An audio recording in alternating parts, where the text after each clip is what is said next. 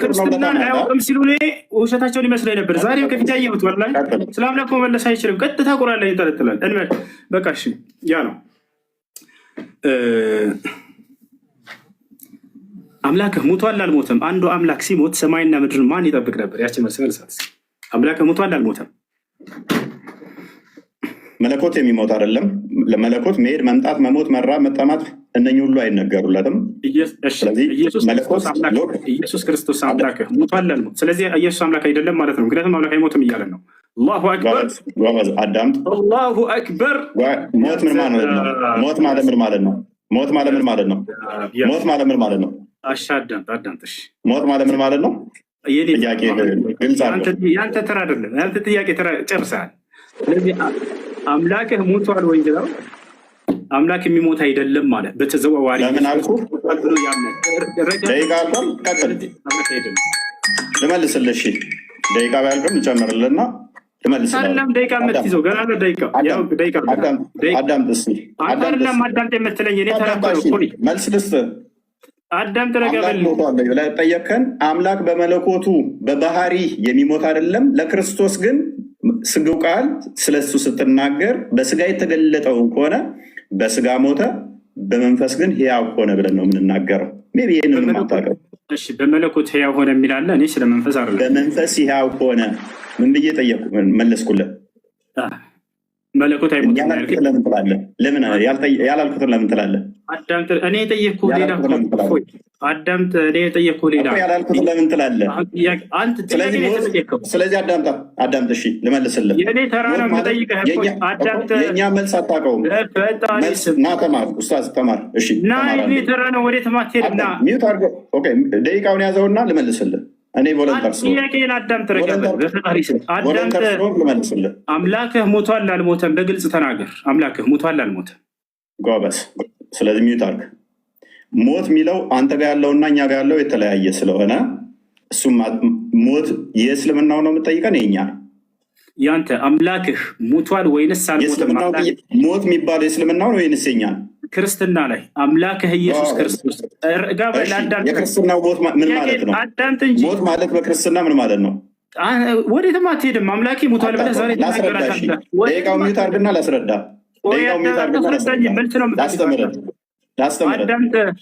ላስተምርህ። ጥያቄው አትሽፎይ። አምላክህ ኢየሱስ ክርስቶስ ሙቷል ወይንስ አልሞተም? መልስ። በስጋ ሞተ፣ በመንፈስ ሕያው ሆነ ብለን እናምናለን። ሞት የሚነገረው ነፍስና ስጋ አንድም መለየት ስለሆነ ያዕቆብ ምዕራፍ 2 ላይ ከቁጥር 4 ጀምሮ ስለሚናገር፣ ሞት እንደናንተ ግን መጥፋት ከሆነ እኛ እንደዛ እናምንም። ስለዚህ ማን ያስተዳደር ነበር ምናምን መለኮት ለቅጽበት እንኳን መሞት ወይንም መለየት የለበትም ማለት ነው። ዮሐንስ ወንጌል ምዕራፍ 1 ላይ ቁጥር 18 ላይ እቅፍ እንዳለ ይናገረናል። ክርስቶስ በስጋ እንኳን ተገልጦ አንደኛ ቆሮንቶስ ምዕራፍ 15 ቁጥር 17 ላይ ክርስቶስም ካልተነሳ እምነታችሁ ከንቱ ናት፣ እስከ አሁን ድረስ በኃጢአት ላይ ናችሁ እያለ ይናገራል። አንደኛ ቆሮንቶስ ምዕራፍ 15 ቁጥር 14 ላይ ክርስቶስም ካልተነሳ እንግዲያስ ስብከታችን ከንቱ ነው፣ እምነታችሁም ደግሞ ከንቱ ነው ይላል። የክርስትናን እምነት ከንቱ መሆንና አለመሆን መሰረት ያደረገው የክርስቶስ መነሳት ላይ ነው፣ ትንሣኤ ላይ ነው። እና ኢየሱስ ክርስቶስ ከሙታን ሲነሳ ያየው አንድ የሐዋርያ ምስክር አለ ወይንስ የለም? ኦኬ፣ እዛው የጠቀስከው ምዕራፍ ላይ ሜይ ቢ አንደኛ ቆሮንቶስ ምዕራፍ 15 ነው የጠቀስከው። እዛው የጠቀስከው ምዕራፍ ላይ ከቁጥር 1 ጀምረህ አላነበብከውም ወንድማችን። መጽሐፍ እንድታነብልኝ አይደለም አትረብሽ። መጽሐፍ እንድታነብልኝ መጽሐፍ ላይ ምስክር ልሰጥህ እኮ ነው። ጥያቄውን መልስና ማስረጃ ከዚያ ታነሳለህ። እንደሱ እኮ ነው የሚደረገው። ቆይ የኔ ደቂቃ ነው። የኔ ደቂቃ ነው። አንድ ደቂቃውን ራሱ ጭማሪ ሰጥቻለሁ። የኔ ደቂቃ ነው። አዳምጠኝ። 11 ደቂቃ ደርሷል ጭማሪ። አዳምጠኝ። የኔ ደቂቃ ነው። የጠቀስከው ጥቅስ ቁጥር 1 ላይ አላነበብከውም ማለት ነው። አላ ለምሳሌ ኢሳን አስመለጠው ሲባል ማንም ያየ የለም። አምልቷል። እኛ ግን እናምናለን።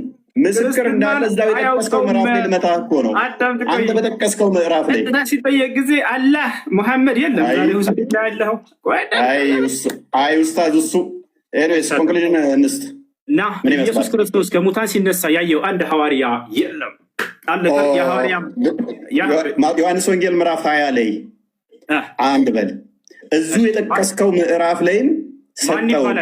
አላህ ግን ኢሳን ሲያስመልጠው አንድም ማስረጃ ማምጣት አይቻልም። ኢሳን አስመልጠው ማስረጃ የለም። ለመለስ አይችልም። ለምን ስላልፈለክ ነው።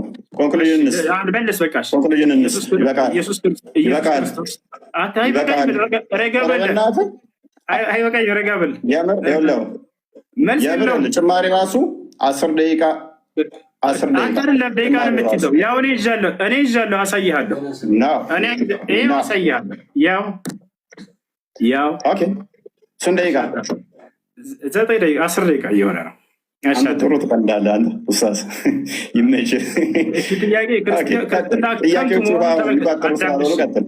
ኢየሱስ ክርስቶስ ከሙታን ካልተነሳ ክርስትናችን ከንቱ ነው፣ ስብከታችን ከንቱ ነው፣ እምነታችንም ውሸት ነው ብሏል ጳውሎስ። ስለዚህ ክርስቶስ ከሙታን መነሳቱን ያየ አንድ የሐዋርያ ምስክር አለ ወይንስ የለም? እፎይች መልሳት። እሺ ቆይ አዳምጥ አንዴ። ዮሐንስ ወንጌልን አላነበብኩም።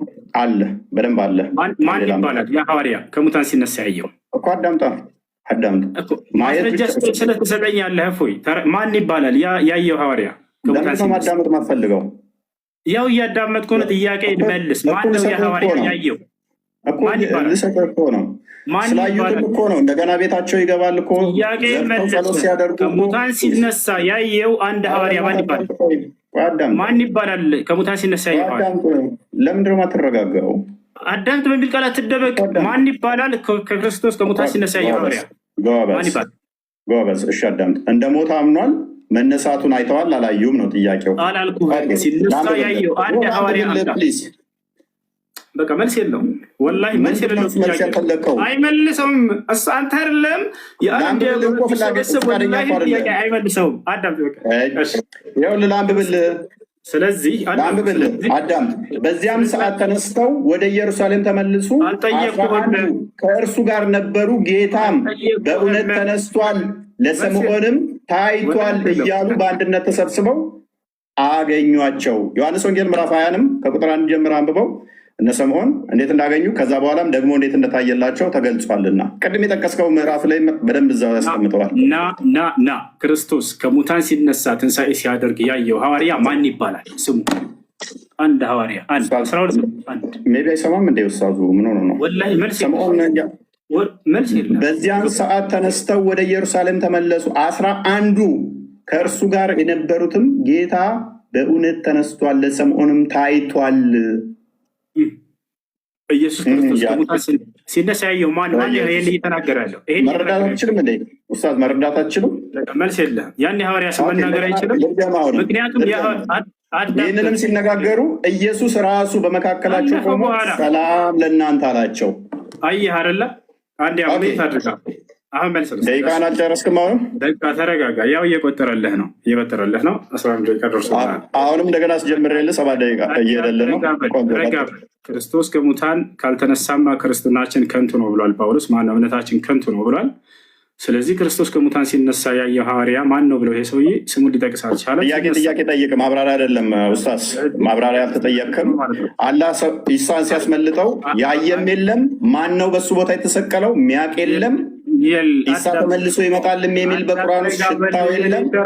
ስለዚህ ሆነ አርጉመንት ዛትምጣ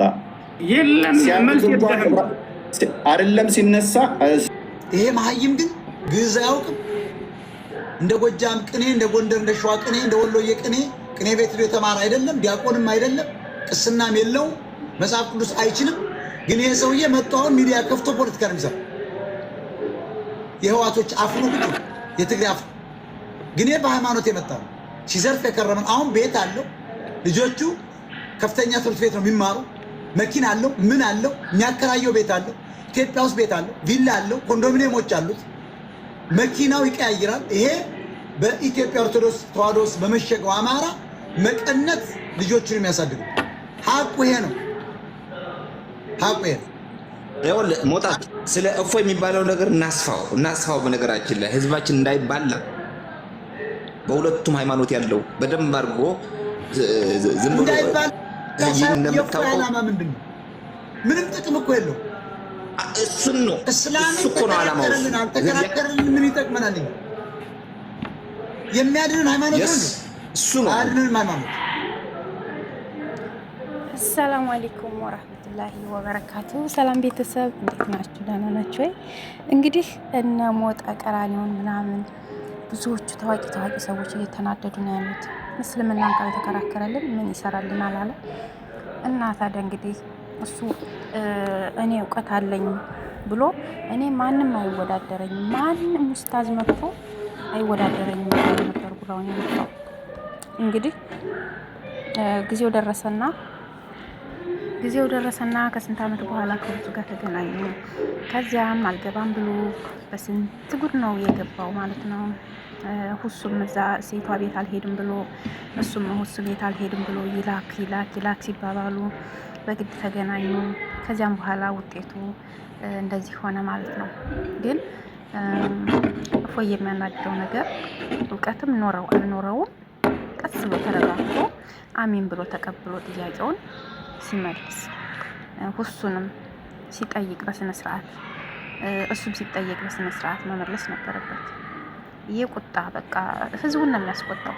ብዙዎቹ ክርስቲያኖች ግን እየተቆጡ ነው ያሉት። ለምን በዚህ በእፎይ እየተቆጡ ነው ያሉት?